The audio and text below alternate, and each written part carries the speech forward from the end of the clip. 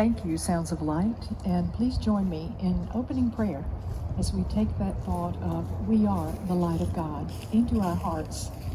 And so I invite you just to take a nice deep breath and breathe deeply as we open our hearts and minds to the knowing of our truth as powerful, creative, spiritual beings. And we affirm our awakening into that power of love and light.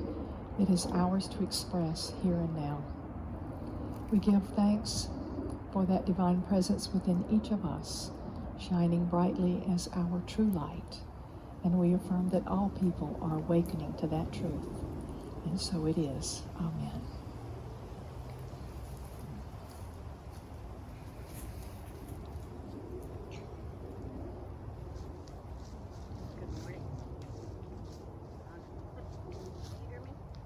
No. Okay, good. Good morning. Welcome to Unity. My name is Pamela Powell, and we recognize each of you as a wise and loving, powerful spiritual being. And thank you for sharing your radiant presence with us this morning. We are pleased to have chosen to be with us today, either in person or online. If this is your first time being with us in person, please pick up a welcome packet in the foyer before you leave. Please join me as we declare our opening affirmation, which is in your bulletin. Together, there is only one presence and one power in my life and in the universe, God, the good omnipotence. The Daily Word has devotions for each day of the month that inspire people in many countries around the world. As we affirm today's message, we become global prayer partners with them, sharing the same positive intentions for the good of all. We ask that you center within now and listen deeply as we share today's message. Tori Sletton will share the Daily Word in English, and Miriam Anderson will share the message in Spanish.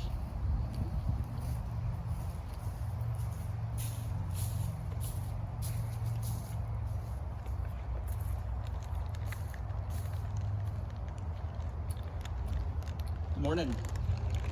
My name is Tori, and I'm going to read the Daily Word for today. I find my power in this very moment. There's a power that is very moment. Yes, yesterday is past and tomorrow is not yet here. There is only this moment, ripe, with promise and potential, ready for me to live into it fully. Through my many divine gifts, everything I need to get started is within me. I need not wait for the perfect moment to arrive, because there is no time more perfect than now, and no place more perfect than here. Procrastination has no place in my life. I further away my energy when I find reason not to get started, losing my zeal and focus, and inviting frustration into my life.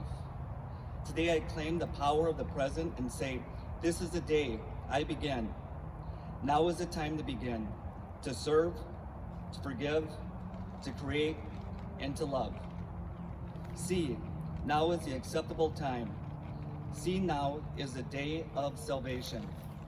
Corinthians 2, chapter 6.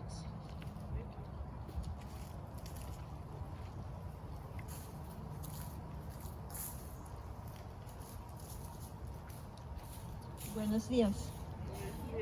Domingo 31 de enero del 2021. Ahora, encuentro mi poder en el momento presente. Este momento está lleno de poder. El ayer es pasado y el mañana aún no está aquí. Solo existe el presente, lleno de promesa y potencial, listo para ser vivido plenamente. Gracias a mis dones divinos, todo lo que necesito para comenzar mora en mí. No necesito esperar por el momento perfecto, porque no existe momento más perfecto que el ahora, ni lugar más perfecto que aquí. Dejar todo para después no tiene cabida en mi vida. Mi energía se disipa cuando trato de encontrar razones para retrasar las cosas. Mi entusiasmo merma y la frustración aumenta. En este momento declaro el poder del presente y digo, Hoy es el día para comenzar. Ahora es el momento de proseguir, de servir, de perdonar, de crear y de amar. En el momento oportuno te escuché, en el día de salvación te ayudé. 2 Corintios 6:2.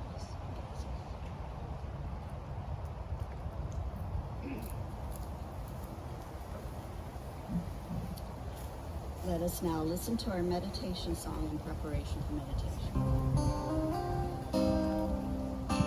You are the heart, you are the hands, you are the voice of spirit on earth, and who you are, and all you do is a blessing to the world.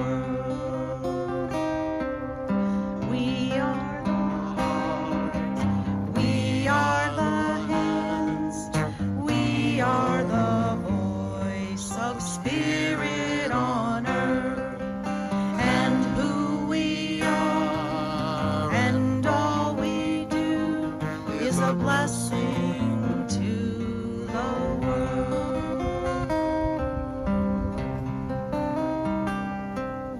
I am the heart, I am the hands, I am the voice of spirit on earth, and who I am, and all I do is a blessing to the world.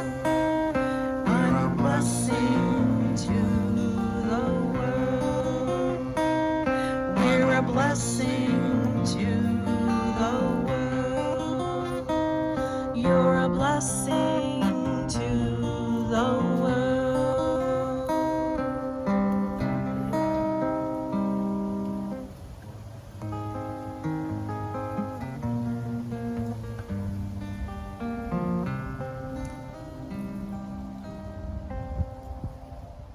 And so I invite you now to join me in a time of meditation as we take the words of the melody there into our hearts and minds, that we are a blessing to the world, as created in the image and likeness of God, being spiritual beings, having a human experience.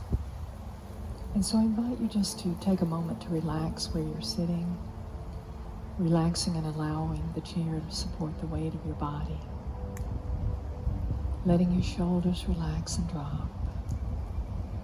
Relax your head and neck, and just imagine that your head is floating at the top of the spine.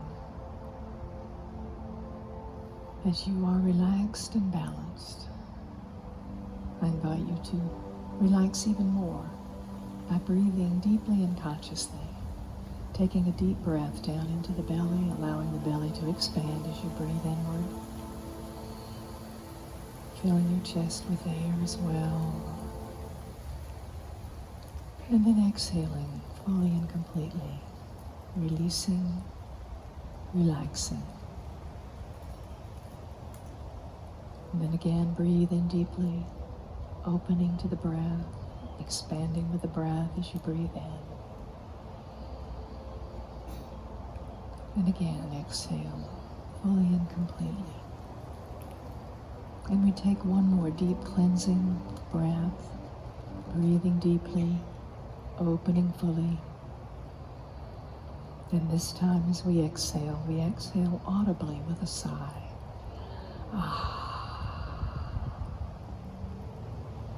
And now allow the breath to find a natural rhythm.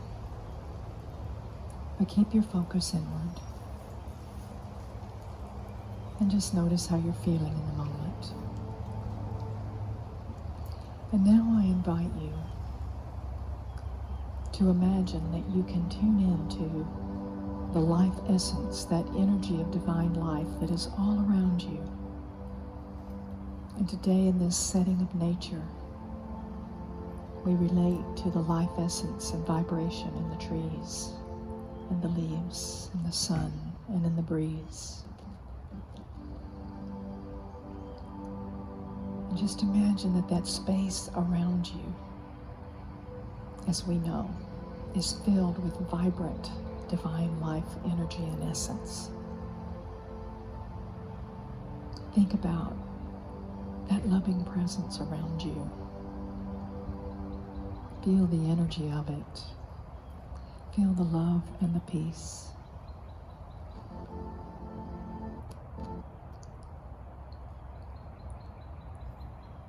Maybe you can even feel a vibration, a tingling, whatever sensation might come to you as you recognize the divine presence here and now.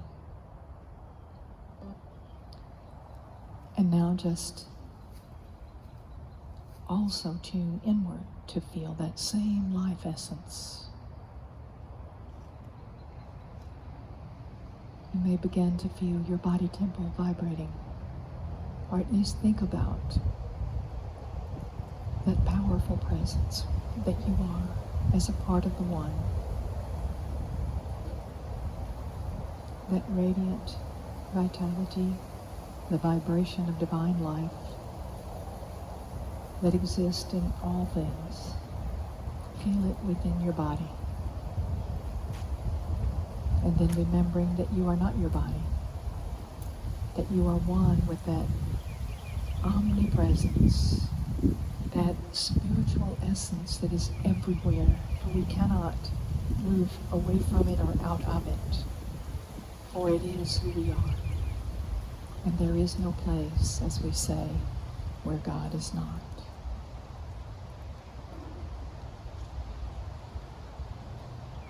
And if you are experiencing that energy and that identification, remember that this is who you are.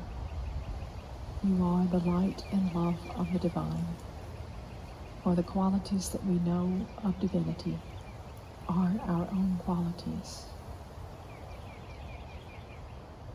We have all the love we need within us to heal our lives and our world, to bring the inner self into harmony, and to contribute to the harmony of all people everywhere. You have access to divine mind and divine wisdom that guides you in your choices, as it does with all, as we open to receive and to listen deeply within. So now, for a few moments in the silence, we focus on the qualities of love and peace that exist within us already. You may want to silently affirm, I am divine love and peace. Ahora podemos enfocar adentro de nosotros y identificamos con las cualidades divinas de amor y paz que son nuestra naturaleza espiritual. And so for a few moments in the silence we affirm, I am divine love and peace. Yo soy el amor divino y la paz divina. Let us hold that for a few moments of quiet.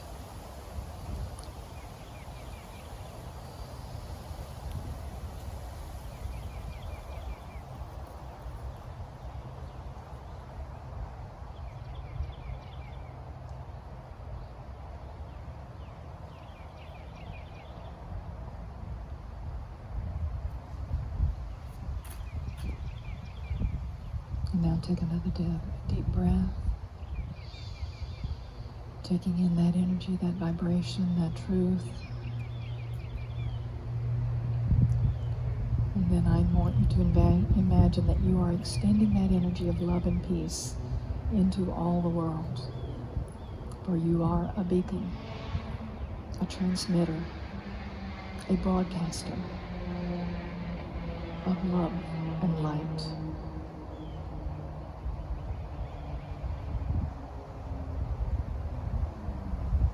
Gracias por el conocimiento de nuestra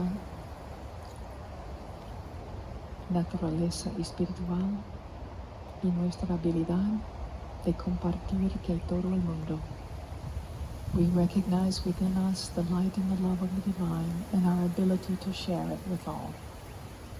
And we claim that good, manifesting now for all, in Christ's name, and so it is.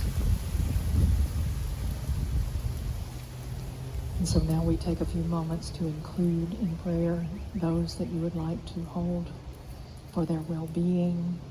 And so I invite you to call to mind those that you want to hold in an energy and a vibration of light and love, of wholeness, of peace, inner peace, and abundance of joy. As we think of these people or pets, we see them whole and well, full of vibrant life and vitality. We see them peaceful and happy. And so as we think of them, do not think of their challenges or the appearances of their lives, but the truth of who they are within. As we take that time now, speaking these names, silently or out loud.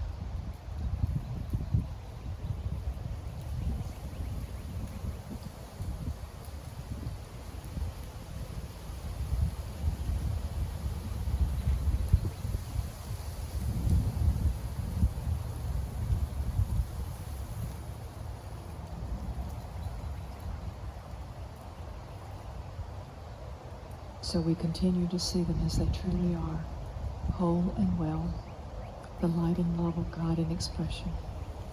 And today we also offer prayers. We affirm with two of our congregants who have made their transitions, Alec Krasinski and Patrick Major.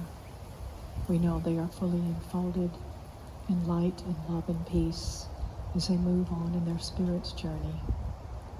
And we affirm comfort and strength, faith and peace for their loved ones as they adjust to their passing, remembering that we always have a relationship with them through eternity. We give thanks for that power of divine love to heal our hearts and our bodies, our minds and our emotions. We affirm that same for all of those who are struggling with disease or lack of abundance, those who are serving others.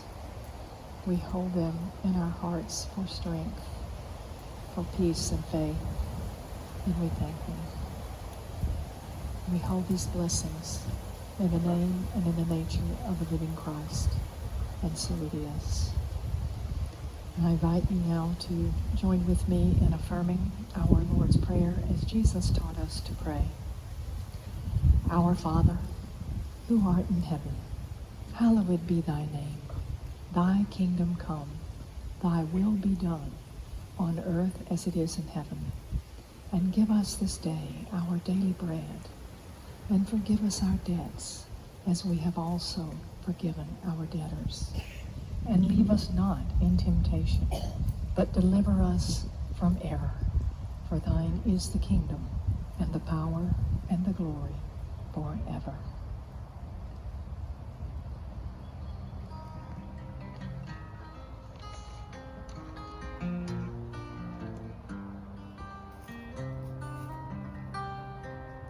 You are the heart, you are the hands, you are the voice of spirit on earth, and who you are, and all you do is a blessing to the world. We are the heart, we are the hands, we are the voice of spirit on earth, and who we are, and all we do is a blessing to the world. I am the heart, I am the hands, I am the voice of spirit on earth, and who I am, and all I do is a blessing to the world. You're a blessing to the world.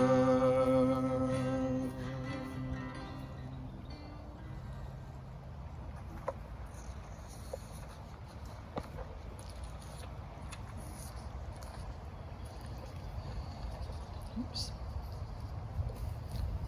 So today, I would like to share some information about Mahatma Ghandi that you might not have known. I know I learned a lot by preparing for today's message and doing research on his life. So the reason that we're talking about him right now is that yesterday was the beginning of the season for nonviolence. And it goes from January 30th, the date of Gandhi's death, to April 4th, the day of Martin Luther King's death. And because of these assassinations on these leaders for social change and for spiritual awareness, both of them being very spiritual, as well as accomplishing great things in human rights for all people. So during this season of nonviolence, you are invited to think about how you can contribute to peace and how you can help to diminish the energy of violence on our planet. I'll explain how we might do that later. If you're interested, you can go on the internet and look up Season for Nonviolence, and you will see some steps that you can take. They invite you to be a part of it, to sign their letter of their mission and purpose of creating more peace and less violence on our planet. There also is a pledge for you to take. And it has Unity roots, the New Thought movement that Unity is a part of, along with Centers for Spiritual Living and the spiritual movement of divine love. It is sponsored by the Global New Thought Association. It also was founded by Gandhi's grandson, Arun. And he is joined in this effort by Reverend Michael Beckwith, that many of you know from the Agape Church in California, who has also been a speaker at Unity events and has very, very, very similar beliefs to ours. So in this time, this season of nonviolence would be a good time for us to think about, how can I bring more peace to my life and to my world? And Gandhi and MLK were certainly advocates of establishing peace within in order to have peace without. Gandhi had humble beginnings. His family was not wealthy. He was born in India. His parents managed to get enough money together to send him to school, and he became a lawyer. As a child, he was extremely shy. After school lessons every day, he would run home so he didn't have to talk to anybody else. Anybody have any other shy persons with us here today, or people that started out shy? Not a single hand? Oh my gosh. Okay, there's a couple of you finally being honest. I can identify, I was extremely shy as a child, and had this turning point in my life when I was 14 that I found out that the other young people at school thought that I was stuck up because I wouldn't talk to anybody. It was that I had low self-esteem, and I did not feel like anybody would want to talk to me, and that if I just kept quiet, I could keep out of trouble. So when that happened, I made a decision to make myself be more outgoing, to reach out to others. I joined every club at school, and I got really involved. I'm amazed now when I think about it that I, at that age, had that motivation to change myself. So I know people can change, because look at me now. So Gandhi was very shy, and he was very devoted to both of his parents, who were very devout practitioners of Hinduism. Especially his mother was a great influence on teaching him the philosophies of the Hindu religion, some of which we share in Unity. And so as he had that spiritual foundation, and then he became a lawyer, his first couple of years, the shyness was still with him. And so he did not do well in court, and he did not do well as a lawyer. But he did get a case to work from a distant cousin invited him to come to South Africa to represent someone who had a grievance against the government. And so Gandhi went to Africa and wound up staying there 21 years. He would marry and have children and establish his legal career. And he did begin to overcome that shyness. But while he was in Africa, he experienced extreme discrimination and even abuse. There are stories of him being thrown off of a train because he was a person of color. He was beaten because he was a person of color. He was shocked at the hatred that people had for him just because he had darker skin and because he was not of the South African culture. So that was when he began to have this motivation for change, for allowing all people to be accepted and have equal rights. And there are other stories too about his difficulties of experiencing discrimination and persecution and violence against him. So it was a great motivation for him, and he became more and more outspoken as he stood in his spiritual beliefs, as also in his beliefs for social change, for a better life for all people. And so today we know him as the father of India, that he led many nonviolent campaigns and refused to participate in violence, even when some of his followers said the only way you're going to accomplish anything is to pick up guns and lead a revolution. But he didn't see it that way. He knew the real revolution is in here. It's in our hearts. This is where real change starts. And so he refused to use any weapons. He also served in the army, but he served with the ambulance unit, so he didn't have to carry weapons. But at the end of his life, he was gunned down on the way to a prayer meeting by someone who had a gun and wanted to end his life. Obviously didn't agree with his philosophies or what he was doing. He was always humble, very humble. And there's another train story that I like too, that later in his life, after he became famous and well known, after he had accomplished many things such as the independence of India from Britain and other, in the process, establishing and continuing to work for basic rights for all people and also for peaceful resolution to any conflict or any situation. But one day he was on the train and he was going to another location in India, and he wasn't going first class. He was in the regular coach section on the train, which are these benches. I don't know if you've ever ridden trains in other countries. And so there was a man next to him on the bench, and this guy was just laid down on the bench, and he was kicking Ghandi, and he was all stretched out, taking all my... I can see Ghandi scrunched up at the other end of the bench, just humbly trying to be small, allowing the other person space. Needless to say, it was a very uncomfortable journey. And when they arrived at the station, the man said to Ghandi, "You know, I'm here because I'm here to see Mahatma Gandhi. He's going to speak today." Gandhi didn't say anything. He just got off the train, and there were thousands of people there waiting to hear him, uproarious cheers and applause for him. And his fellow passenger then dropped to the ground and begged for forgiveness for his rudeness. And of course, with his loving heart, he not only forgave him, but he blessed him. He did, however, add, "You might want to think about showing more respect to other people."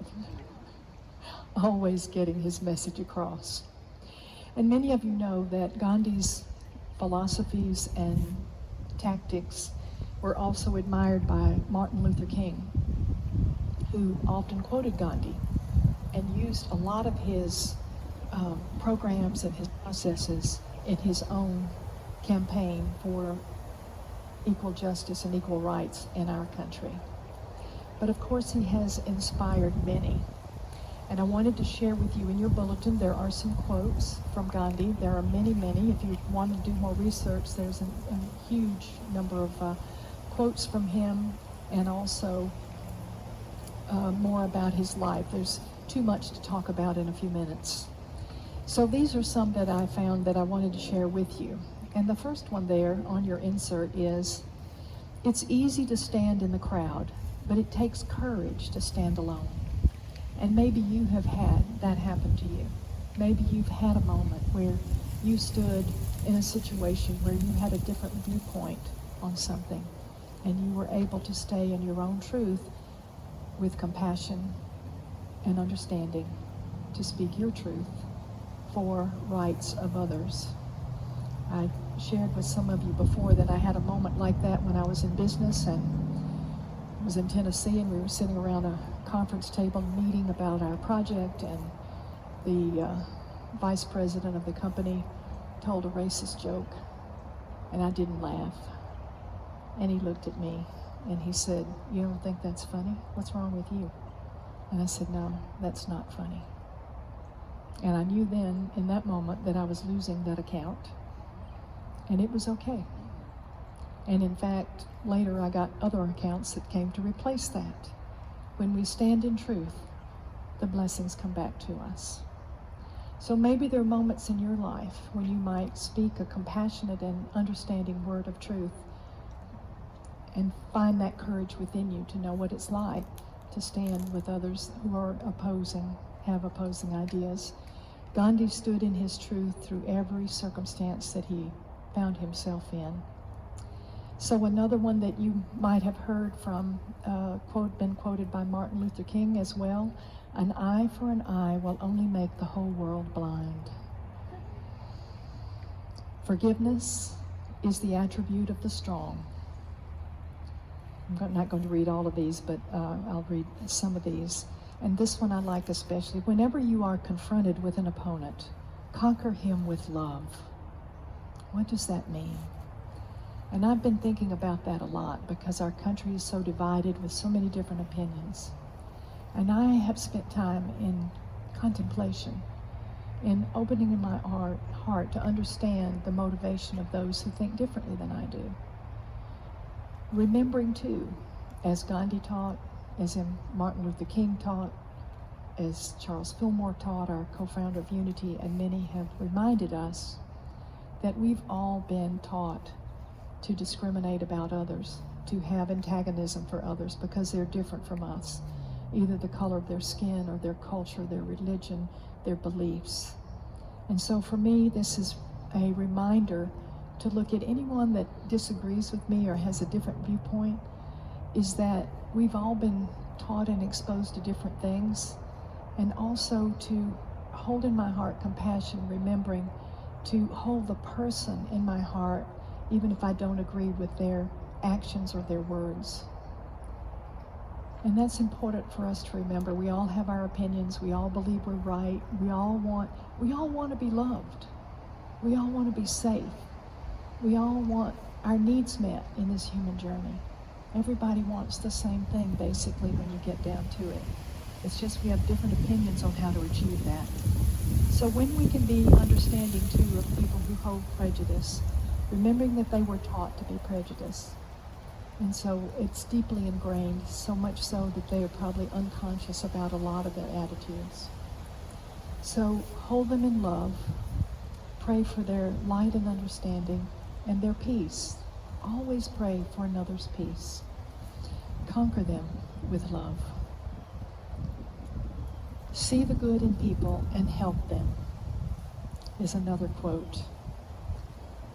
And then this is a good one for us to know in this time that we are going through. Your struggles develop your strengths. I know I've said that before in a Sunday message. The difficulties in life help us to find the strength we didn't know we had. Find a compassion and understanding we didn't know we had. Find a motivation or eagerness and enthusiasm for something we didn't know we had. So our struggles develop our strengths, and when we go through hardships, we learn not to give up. That is strength, perseverance, and persistence. Each one has to find his peace from within, and peace, to be real, must be unaffected by outer circumstances. How important for us to know that right now, where we stand in this world at this time. is that peace can be established within us no matter what is going on around us. And in fact, world peace can only be accomplished through peace within ourselves, each one of us individually. Love is the strongest force the world possesses and the humblest imaginable, and he certainly demonstrated that humility. And of course, I concluded with this one: be the change you want to see in the world. How many times have we heard that quoted? If that was from Ghandi. And I want to share with you some of our co-founder, Charles Fillmore, the founder of Unity, some of his thoughts on peace, because they are very much in alignment with the teachings of Ghandi. Peace is harmony and tranquility, derived from Christ consciousness awareness. A nice breeze we have today. So peace and harmony, just leave it there until peace is harmony and tranquility derived from Christ conscious awareness. What is this Christ consciousness awareness? It's remembering the teachings of the Christ to love yourself, love others, and love God. And then Charles Fillmore said this, which was very profound. Until world peace is based on the divine law of love and incorporated into any pact of peace, as well as in the minds of those who sign those peace agreements, there will be no permanent peace. He knew that even though we might come to a compromise and have an agreement, if we do it out of anger and hostility, if we don't do it out of compassion and understanding, it can never be a lasting peace. Only peace that is based in compassion and harmony can be permanent and lasting. And we know that each one of us can contribute to that peace by finding peace within ourselves.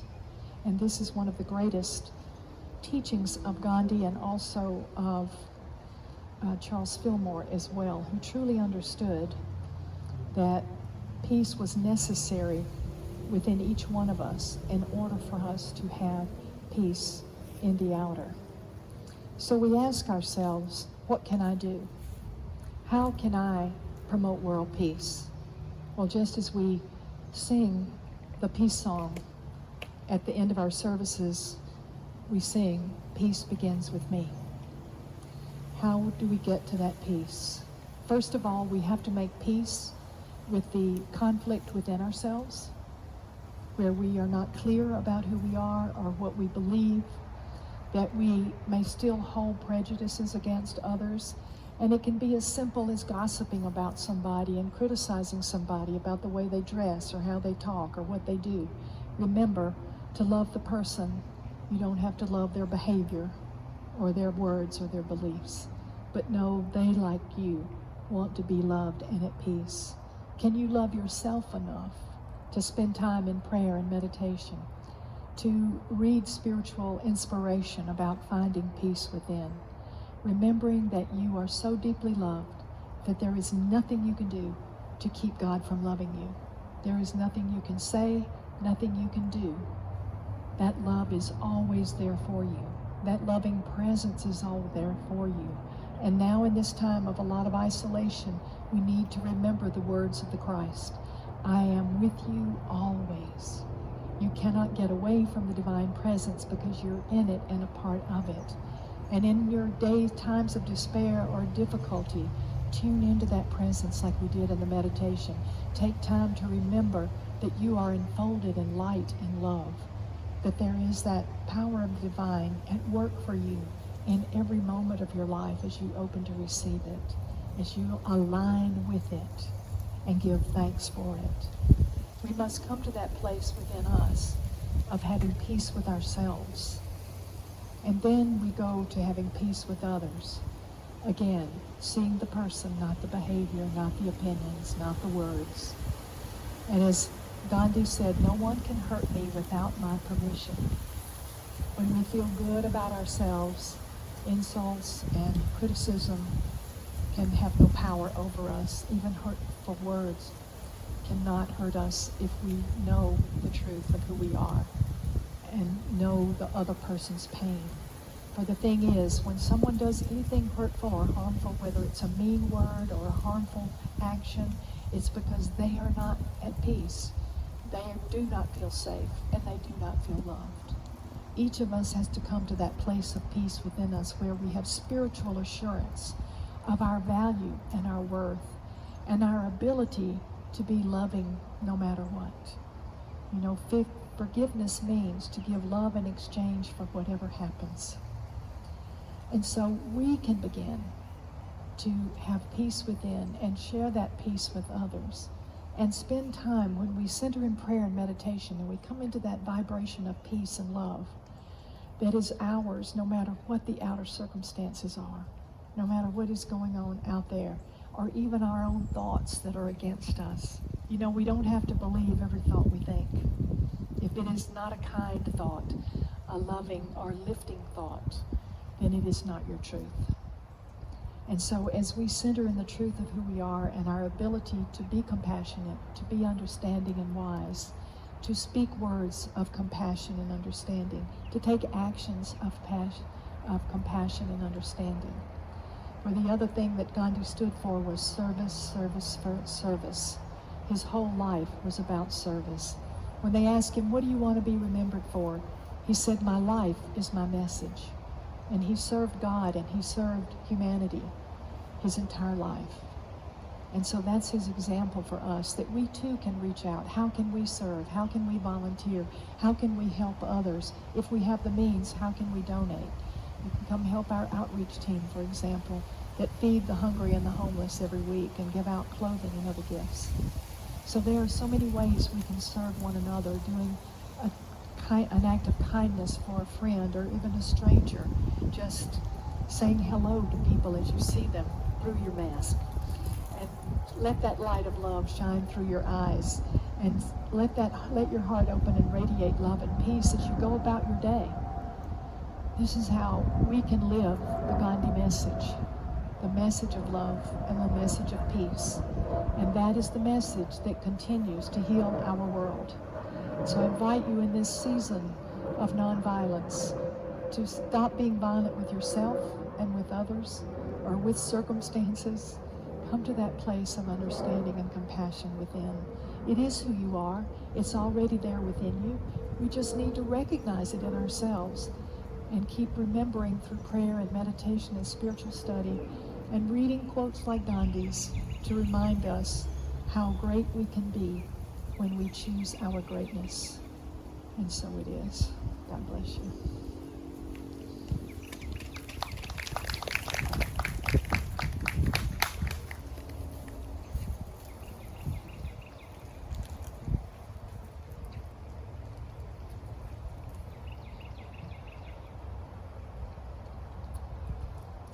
We are grateful.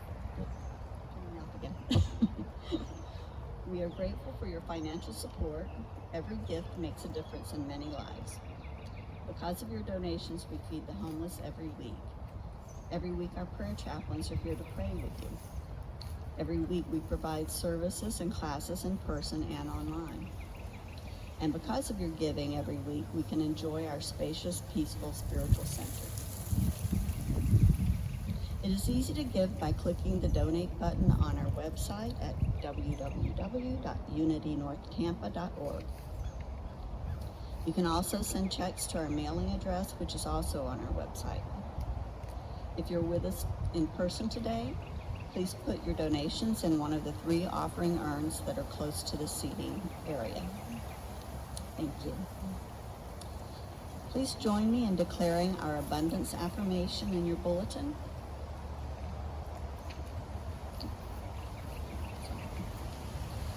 I am divine love and infinite abundance. All that I am, have, give, and receive multiplies and blesses me and the world.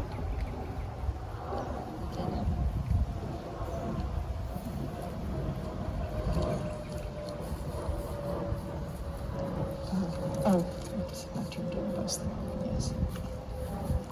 So thank you, Pam, for that. And I would like you to join me in blessing the donations we have received this week through the mail electronically and also your donations today.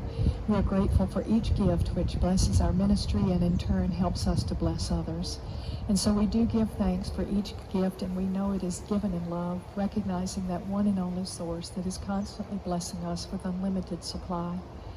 And we bless each gift and each giver, knowing that each one will be blessed in return by their giving. And we dedicate this offering to the will and the work of the Christ consciousness.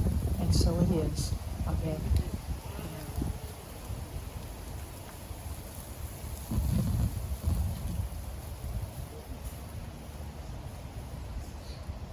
Our homeless outreach team delivers food and clothing to the homeless every Saturday. We welcome more volunteers to help with preparations and delivery.